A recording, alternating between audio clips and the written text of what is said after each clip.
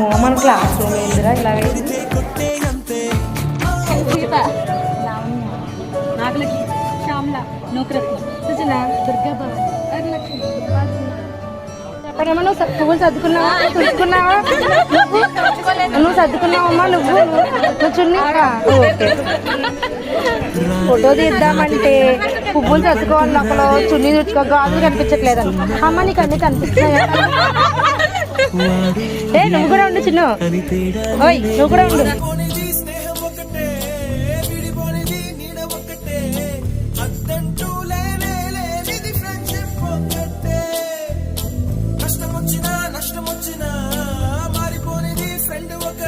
మీరు మీరు